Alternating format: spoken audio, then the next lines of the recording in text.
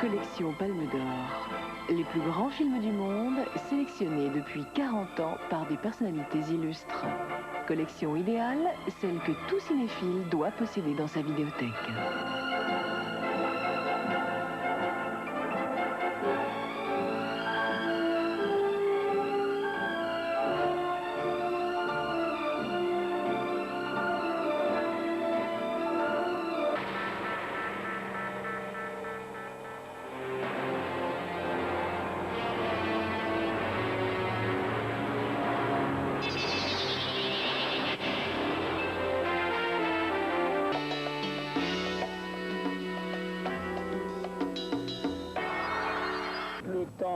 Cannes vous paraît comme quoi? Comme un rêve, une sorte de foire, de marché? C'est la fête du cinéma.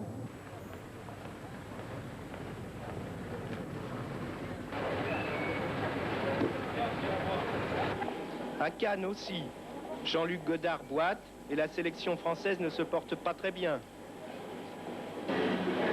Sophia Loren a réussi un coup d'éclat. Elle est à l'ombre en prison à Naples, de quoi faire pâlir de jalousie les quelques stars présentes à Cannes, reléguées en page intérieure des magazines. Après le ministre de rigueur, il y eut, devinez, la belle personne nue ou presque, qui est généralement de service à l'inauguration d'un festival. Sous le regard, en principe, impassible des CRS, mais la chair est faible quand la chair est belle.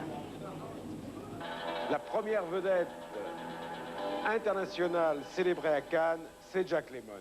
On l'attendait avant même la première projection de Missing. On donnait d'ailleurs le film gagnant dès le début du festival pour son sujet, bien sûr, pour Costa Gavras, pour Sissi Spacek, et puis pour Lemmon, bien sûr, aussi.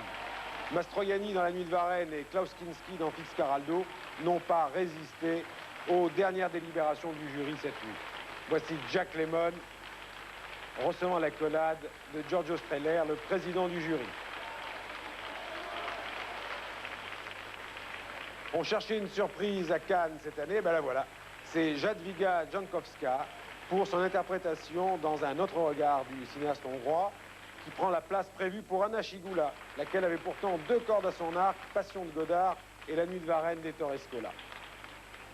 Monsieur Herzog, que certains donnaient Palme d'Or au début, se retrouve relégué à la place du prix de la mise en scène que lui a remis le comédien polonais Oblyszki.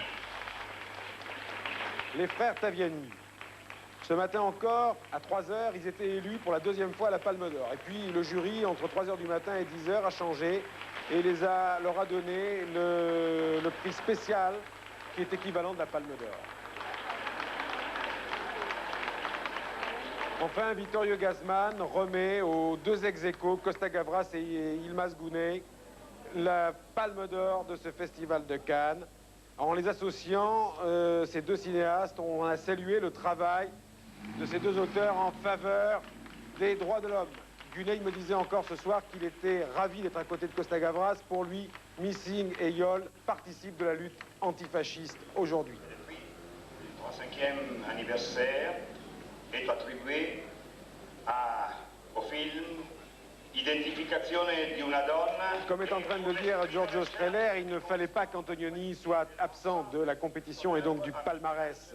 Alors on a décidé de lui décerner le prix spécial du 35e festival. On a même poussé l'humour jusqu'à demander à Monica Vitti, son ancienne compagne et son actuelle voisine à Rome, de lui remettre cette palme spéciale.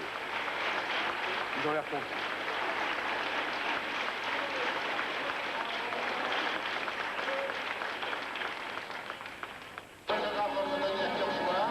Le ministre de la Culture, Jacques Lang, pour cette photo historique.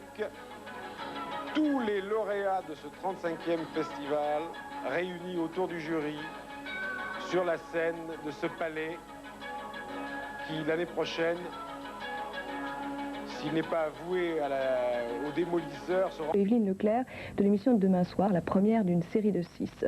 Cette émission qui a été tournée en Amazonie. Portrait réalisé par Patrick Blossier, Autour du mur. C'est un film qui avait été tourné au moment du tournage du film Le Mur. Bruno Mazur vous l'a dit tout à l'heure, Yilmaz Güney avait été primé à Cannes en 1982, la Palme d'Or, pour son... Qui sera diffusé intégralement.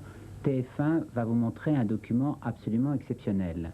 Il s'agit d'un documentaire tourné par un garçon qui s'appelle Patrick Blossier, un documentaire sur le tournage du dernier film de Güney. En fait, si une paix bien amère est venue sur le cœur de Güney maintenant, on peut se dire qu'il est terrible qu'un cinéaste comme ça ait disparu si jeune, à 47 ans. Après une vie si douloureuse et si violente. Il naît dans les confins du Kurdistan, une des régions les plus arriérées et les plus déchirées de Turquie, il y a donc 47 ans, et il parvient à devenir l'acteur le plus célèbre de Turquie. Une sorte de Belmondo, un cartouche, un redresseur de tort pour le cinéma commercial. Quel combat déjà pour quelqu'un qui vient de si loin que de devenir une grande star. Mais il n'est pas content de son statut de star, il veut devenir réalisateur.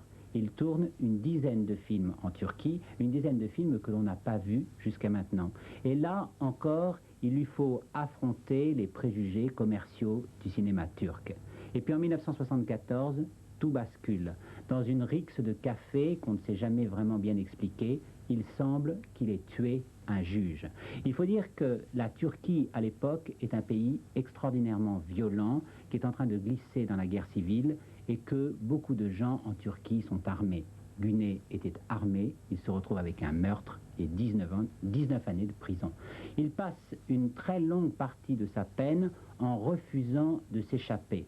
Et là encore, il mène un combat incroyable, il parvient à continuer à faire ses films. Il confie des scénarios extrêmement détaillés à ses assistants qui, à l'extérieur des murs de la prison, tournent les films. Et c'est l'extraordinaire surprise de la Palme d'Or donnée à Yol en 1982 au Festival de Cannes. Yol, un film qu'il a dirigé de sa prison. Entre-temps, la situation a beaucoup évolué en Turquie. Les militaires sont venus au pouvoir. Güney décide de s'évader, il considère qu'il risque à chaque instant de disparaître. En fait, la prison a fait de ce révolté en puissance un révolté complet.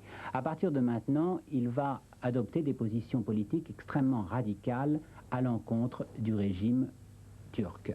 En fait, il faut peut-être laisser aux analystes politiques le soin de juger ce qu'est le régime turc. Ce qui est certain, c'est que Güney, désormais, va manier une violence extrême dans ses films, une violence qui s'associe aussi avec une tendresse absolument extraordinaire. Le personnage de Güney devient indéchiffrable. Et d'une certaine manière, le film que vous allez voir ce soir va permettre pour vous de cerner mieux la personnalité d'un des grands cinéastes d'aujourd'hui. Mais il y a un dernier point qui est important, c'est l'honnêteté de Güney. En effet, dans ce document, vous vous apercevrez à quel point Güney pouvait être violent, pouvait être dur, dans ce film où il reconstituait les conditions de détention qu'il avait connues. Et vous apercevrez aussi qu'il n'a rien voulu couper à ce film qui le montre tel qu'il est. Le film lui-même est une réussite, une fantastique étude de mœurs dans un genre qui est très, très difficile à réaliser. En même temps, on s'aperçoit qu'on plonge dans les méandres d'une âme extraordinairement tourmentée.